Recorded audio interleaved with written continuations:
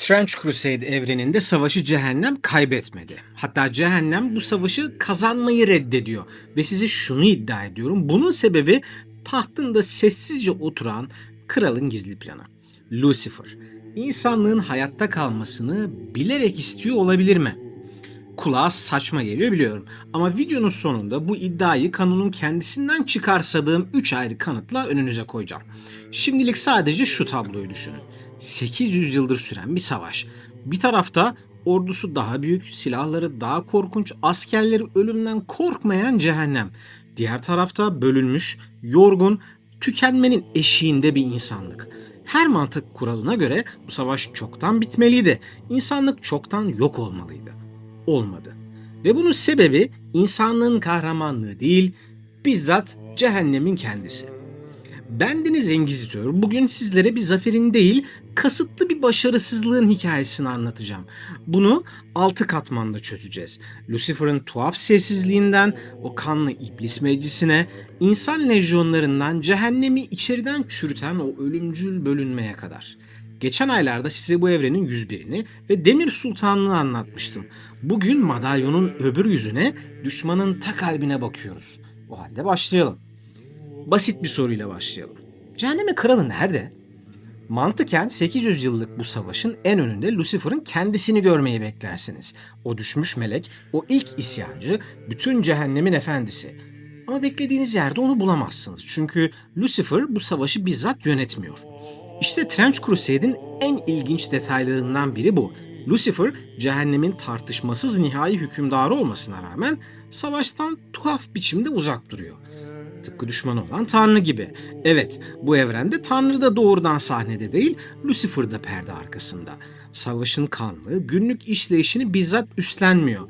Bunu Infernal yani infernal savaş konseyine ve sayısız baş iblise devretmiş durumda. Kanonun deyişiyle o, cehennemin nihai efendisi olarak kalıyor ama savaştan mesafeli duruyor. Doğrudan yönetimi Archdevil'lara yani baş şeytanlara bırakıyor. Peki bir kral kendi en büyük savaşının başında neden durmaz? En baştaki iddiamı hatırlayın. Bu sessizlik bir zaaf değil, bir plan olabilir. Bu soruyu aklınızda tutun. Çünkü kanıtlarını topladıkça cevap kendi kendine açığa çıkacak. Üstüne üstlük Lucifer'ın tahtı hiç rahat değil. Çünkü o kendi iblis prensleriyle de sürekli çatışma halinde. Bu prensler cehennem lejyonları üzerinde tam hakimiyet kurmak, Lucifer'ın gücünü kapmak için didişip duruyorlar. Yani cehennemin kralı daha düşmanla savaşmadan kendi sarayındaki çıbanları ayıklamakla meşgul ve bu detayı unutmayın çünkü teorinin ilk kanıtı tam olarak da bu. Şimdi bu kralın tahtından savaşı asıl yürüten o kanlı meclise inelim. Lucifer savaşı yönetmiyorsa kim yönetiyor? Cevap cehennemin demir şehri Dis'te toplanıyor. İnfernal Savaş Konseyi, meşhur adıyla 7 başlı yılanın sarayı. Bu meclis 7 baş iblisten oluşuyor ve her biri ölümcül bir günah temsil ediyor. Gazap, haset, gurur, şehvet, tembellik, oburluk ve açgözlülük. Bunlara yılanın başları deniyor ve dünyadaki bütün cehennem ordularına emir veren, savaşın gidişatını belirleyen bu 7 iblis esasında. Kulağa güçlü geliyor.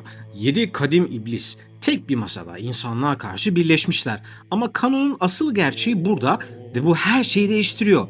Bu meclis çoğunluk oyuyla karar veriyor ve kararlar çoğu zaman en ince farkla, tabiri caizse burun farkıyla alınıyor. Bu iblisler tek bir yürek gibi değil, birbirini boğazlayan 7 ayrı hırs odağı olarak çalışıyor. Sonuçları da yıkıcı. Kanon bunu açıkça söylüyor. Bu sarayda hiçbir iblis koltuğunda uzun süre oturamaz. Hırslı bir prens ya da prenses kısa sürede o kadar çok düşman edinir ki tahtından indirilir, kanatları koparılır, gücü elinden alınır ve en dipten yeniden tırmanmak zorunda kalır. Dis şehrinde bu yılan başlarının devasa heykelleri dikilir ama dikilir dikilmez yeni bir iblis lord iktidara tırmanınca o heykeller yıkılıp moloza çevrilir. Bütün büyük savaş boyunca koltuğunu koruyabilen tek istisna Mammon, açgözlülüğün efendisi ki bunun da nedenini birazdan göreceğiz. Şimdi tabloyu biraz daha net görüyor musunuz? Güç toplandığı an cezalandırılan, generalleri her gün birbirini deviren bir ordu. Bu detayı da not edin. Teorinin ikinci kanıtı bu. Ama önce cehennemin dünyadaki asıl yüzünü bir tanıyalım. Ana soruya, yani cehennem neden kazanamıyor sorusuna işte en beklenmedik cevaplardan biri bu ordudan geçiyor. Çünkü dünyada savaşan cehennem ordusunun büyük çoğunluğu iblis değil. Aksine insanlardan oluşuyor. İsimleri Heretic Legions, yani sapkın lejyonlar, ve cehennemin gücünü ölümlü insanlara yaslamak zorunda kalması başlı başına bir zaaf aslında. Şöyle ki, bu lejyonlar cehennem kapısı açıldıktan sonra lanetli topraklarda mahsur kalmış insanlardan doğdu. Nesiller boyunca cehennemin hükmü altında yaşayan, doğan, ölen insanlar bunlar. Onların çoğu için cehenneme hizmet etmek artık normal bir medeniyet. Lanetli topraklarda doğan bir çocuk için iblislere tapmak bizim güneşe bakmamız kadar sıradan. Onlar canavar değil. Sadece cehennemin gölgesinde büyümüş insanlar. Yani içinde yaşadıkları gerçeklik böyle. Ve bu ana sorumuza doğrudan bağlanıyor. Cehennem dünyayı fethetmek için kendi gerçek güçlerini, iblisleri değil, bu ölümlüleri kullanmak durumunda. Neden buna zorunlu olduğunu videonun ilerleyen kısımlarında göreceğiz ve o zorunluluk bütün savaşın kaderini belki de tek başına belirleyecek. Peki bir insan kendi iradesiyle nasıl cehennem lejyonlarına katılır? İşte tüyler ürpertici bir detay. Cehenneme asker olmak isteyenler doğrudan cehennem kapısının önüne bir hac yolculuğuna çıkarlar. Ve sadece yeterince kararmış, yeterince günahkar bir ruha sahip olanlar o kapının saçtığı eti ve ruhu kavuran cehennemi sıcağa dayanabilirler. Kapıyı görecek kadar yaklaşabilenler orada askere alınır. Yani cehennem askerini seçmez. En karanlık ruhlar gönüllü olarak o ateşe yürürler. Bu lejyonun başında düşmüş rahipler bulunur. Bir zamanlar belki Tanrı'ya hizmet etmiş, şimdi bir iblis lorduna, yani bir patrona yeminli kara ruhlu din adamları bunlar. Ama dikkat, bu lejyonlar beyni yıkanmış kültistlerden oluşmuyor. Tam tersine son derece örgütlü askeri toplumlar, toplarları, lojistikleri, komutanları, sanayi altyapıları var. Korkunçlar evet, ama ürkütücü derecede insaniler bir taraftan da. Askerleri yürür, korkar, örgütlenir, dayanır. Tıpkı karşısındaki cennetin askerleri gibi. İşte Trench Crusade'in kalbindeki o ahlaki bulanıklık. Cehennemin ordusu size sandığınızdan çok daha fazla benziyor aslında. Ve daha da önemlisi, o ordu iblislerin değil, insanların ordusu. Bu kadar büyük, örgütlü ve acımasız bir insan gücü neden kazanamıyor peki? Şimdi bunun ipuçlarını birleştirelim. İşte meselenin kalbine geliyoruz. Cehennemin kazanamamasının birinci büyük sebebi bu noktaya kadar birkaç kez ima ettiğim tek bir kelimenin ardında saklı. Bölünme. Cehennem birleşik bir imparatorluk değil, kanunun ifadesiyle kaotik bir infernal güçler yığını. Rakip iblis prensleri, sapkın krallıklar, çürümüş insan toplulukları, ne ararsanız var. Hepsi yaratılıştan nefret ediyor. Evet, ama bu ortak nefret onları birleştirmeye yetmiyor. Çünkü aralarındaki iç rekabet en az düşmana duydukları nefret kadar güçlü. İki örnek sizi ikna edecektir. Birincisi Mammon ile Beleth. Mammon o meşhur cehennem icatlarını ve kara büyülerini elinde tutan iblis, ama rakibi Beleth'e bunları vermeyi reddediyor. Beleth de karşılık olarak kendi komandolarının Mammon'a hizmet etmesini reddediyor. İki baş iblis ortak düşmanla savaşmak yerine birbirlerine kaynak vermemek için inatlaşıyorlar.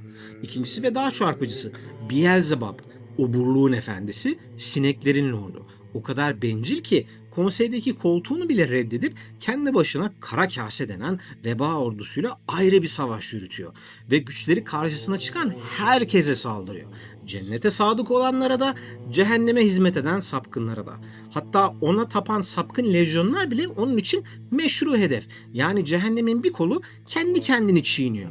Ve saldırıya uğrayan sapkınlar buna öfkelenmiyorlar bile. Çünkü bunu yeterince acı çektiremedikleri için hak ettikleri bir ceza olarak görüyorlar. İşte videonun ana tezi ve bu benim yorumum değil bu arada, doğrudan kanonun söylediği şey.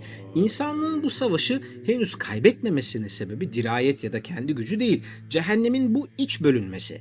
O 7 baş iblis bir an olsun didişmeyi bırakıp tek yumruk gibi vursa insanlık büyük ihtimalle çoktan yok olmuştu. Ama vuramıyorlar çünkü her biri diğerinin tahtını istiyor. Peki bu bölünme savaş alanında nasıl görünüyor? İşte burada tanıdık bir sınır devreye giriyor. Demir Sultanlık videomu izleyenler o efsanevi yapıyı, Zülkarneyn'in demir surunu hatırlayacaklardır. Ama şimdi tam olarak ne olduğunu netleştirmek lazım çünkü videonun bağlamında kritik. Demir duvar, Demir Sultanlık ile cehennemin doğrudan sınırı. Bir tarafında Allah'a sığınmış, duvarın arkasına göç etmiş bir İslam milleti, diğer tarafında ise lanetli topraklar, sapkın krallıklar ve onların iblis efendileri. Sultanlığın sınırının neredeyse tamamı doğrudan cehennemin kontrolündeki topraklara bakıyor. Yani bu duvar kelimenin tam anlamıyla insanlıkla cehennem arasındaki en uzun, en somut cephe hattı. İki dünyanın birbirine değdiği ince kırmızı bir çizgi. Ve işte can alıcı bir soru daha. Cehennem 800 yıldır bu sınıra yükleniyor ama kıramıyor. Neden? Cevap tam da az önce anlattığım bölünme. Bir orduyu, bir duvarı yıkacak gücü ulaştıracak şey koordinasyondur. Topçu gediği açar, piyade o gedikten dalar, takviye birlikler arkadan dalarlar ama cehennem bunu yapamıyor.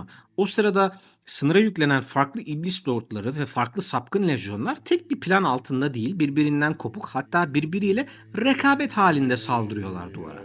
Bir lord bir gedik açsa komşu lord o gediği desteklemek yerine kendi şanı peşine düşüyor. Çünkü duvara ilk aşan kim olursa konseyde ödülü o kapacak. Yani her iblis zaferden çok kendi kredisini düşünüyor ve bu yüzden ortak hamle hiçbir zaman kurulamıyor. İşte bu yüzden Demir Duvar bu videonun anlattığı her şeyin taştan ve demirden kanıtı. İki dünya arasındaki o sınır birleşmiş bir cehennemin eline geçseydi bir mevsimde düşerdi belki. Bölünmüş bir cehennem ise 800 yıldır bu duvarın önünde tökezliyor. Dalga gibi vuruyor, geri çekiliyor. O duvarın hala ayakta oluşu insanlığın gücünün değil, düşmanın beceriksizliğinin bir anıtı aslında. Şimdi bütün bu ipuçlarını, kralın sessizliğini, çürük meclisi, bölünmeyi, kırılamayan sınırı tek bir cevapta toplayacağız. Bir sebebi bu videoda çok defa anlattım. Bölünme. Bu doğru ve kanonik. Ama daha derin, daha yapısal bir sebep daha var ve bu savaşın gerçek kuralını açığa çıkarıyor. Hatırlarsanız videonun önceki kısımlarında cehennemin neden ölümlü insanlar kullanmak zorunda olduğunu daha sonrasına bırakmıştım. İşte o sonraya şimdi geldik. Bu evrende cennet ile cehennem arasında bir anlaşma var. Kanonun verdiği isimle Covenant of Heaven and Hell, cennet ve cehennem akdi. Ve bu akdin temel kuralı şu: hiçbir gerçek iblis dünyada özgürce yürüyemez. Yani cehennemin en korkunç, en güçlü gerçek iblisleri doğrudan dünyaya çıkıp orduları ezemiyorlar. Kadim, kozmik bir yasak var. İşte bu yüzden cehennem o sapkın lejyonlara, yani ölümlülere bu kadar bağımlı. Üçüncü katmanda sorduğum neden insan ordusu sorusunun cevabı bu. Bir mecburiyet. İşte bu yüzden iblisler dünyaya sızmak için hileler, aracılar, melez yaratıklar kullanmak zorunda kalıyorlar. Kanon bunu açıkça söylüyor. Konsey gerçek iblisleri dünyaya sokamadığı için iblisleri insan ve hayvanlarla karıştırarak Tanrı'nın cezasını çekmeden savaşmanın yollarını arıyorlar. En güçlü silahını hiçbir zaman doğrudan kullanamayan bir ordu bu. Şimdi iki sebebi birleştirelim. Bir yanda gerçek gücünü dünyaya sokamayan, akden bağlı bir cehennem, diğer yanda o sınırlı gücü bile kendi arasında bölüşemeyen bir iblis meclisi. Elleri bağlı ve kendi kendine düşman. İnsanlığı hayatta tutan sır aslında bu. Peki ya en baştaki iddiam, Lucifer'ın bunu bilerek yapıyor olabileceği? Şimdi size söz verdiğim 3 kanıtı yan yana koyuyorum ve dikkat! Bunlar benim uydurmam değil, kanonun ta kendisi. 1. Kanon, Lucifer'ın hala cehennemin nihai efendisi olduğunu ama savaştan bilinçli olarak uzak durduğunu söylüyor. 2. Kanon, o savaş meclisinde gücü ele geçiren her iblisin hemen tahttan indirildiğini, yani gücün toplandığı her yerin anında hedefe dönüştüğünü söylüyor. 3. Kanon, Lucifer'ın kendi prensleriyle de sürekli çatıştığını, onların onun tahtında gözü olduğunu söylüyor. Şimdi bu üçünü bir arada toplayın. Eğer cehennem kesin zafer kazansa savaş bitecek ve savaş bittiğinde o 7 aç iblisin, o didişen prenslerin bütün hırsı ve nefreti tek bir hedefe dönecek. Yukarıya, birbirine ve en tepedeki Lucifer'a. Yani insanlığa karşı savaş aslında Lucifer'ın kendi prenslerini meşgul ettiği bir tasma. Düşmanı canlı kıldıkça iblisler dışarıya bakarlar. Düşman yok olursa içeriye, tahta dönerler. Kanon zaten bize söylüyor ki bu saraydaki güç toplandığı an cezalandırılıyor. O halde belki de Lucifer en büyük gücün, kesin zaferin asla toplanamamasını sağlıyor. Zaferi değil, sonsuz savaşı yönetiyor. Çünkü sonsuz bir savaş onun için kazanılmış bir savaştan çok daha güvenli bir taht demek. dürüst olacağım. Bu son adım kesin kanon değil. Bu Engizitör olarak benim çıkarımım. Ama gördüğünüz gibi havada bir spekülasyon da değil. Kanondan alınan 3 gerçeğin üzerine kurdum bunu. İşte belki de Lucifer'ın karanlık planı budur. İşte size kasıtlı bir başarısızlığın ya da 800 yıllık bir ertelemenin anatomisi. Tahtında sessizce oturan, savaşı başkalarına bırakan bir kral. Her gün birbirinin kuyusunu kazan 7 aç iblis. Kendi iradesiyle ateşe yürüyen insan lejyonları. Düşmana olduğu kadar kendi müttefiklerine saldıran bir cehennem. 800 yıldır kırılamayan, iki dünyayı ayıran bir demir duvar. Ve hepsinin altında gerçek iblisleri dünyadan uzak tutan o kadim anlaşma. Cehennem kazanamıyor. Ne düşmanı çok güçlü olduğu için, ne insanlık çok kahraman olduğu için. Sadece cehennemin kendisi kazanmak için fazla bölünmüş, fazla bencil ve belki de kendi tepesindeki kral için fazla tehlikeli olduğu için. Şimdi size sormak istediğim soru şu. Sizce Lucifer'ın sessizliği bir zaaf mı yoksa o tasmayı elinde tutan dahice bir plan mı? Yani benimle aynı fikirde misiniz? O 7 baş iblisin bir gün didişmeyi bırakıp birleşecek olsalar insanlığın cehenneme karşı ne kadar şansı kalırdı sizce? Yorumlarda tartışalım. Şu ana kadar ki 40'a yakın destekçi gibi hem jenerikte kanal destekçisi olarak adınızı görmek hem de gelecekte hazırlanacak videolarda söz sahibi olmak istiyorsanız kanala mutlaka üye olun arkadaşlar. Üye olmasanız da kanala abone olup bu videoyu beğenmeyi, yorum yapmayı ve paylaşmayı da lütfen unutmayın. Bir de lütfen kanal bildirimlerinizi de açın ki iblis orduları toparlanamadan bir sonraki videoyu ilk izleyen siz olun. Bir sonraki sırda görüşmek üzere.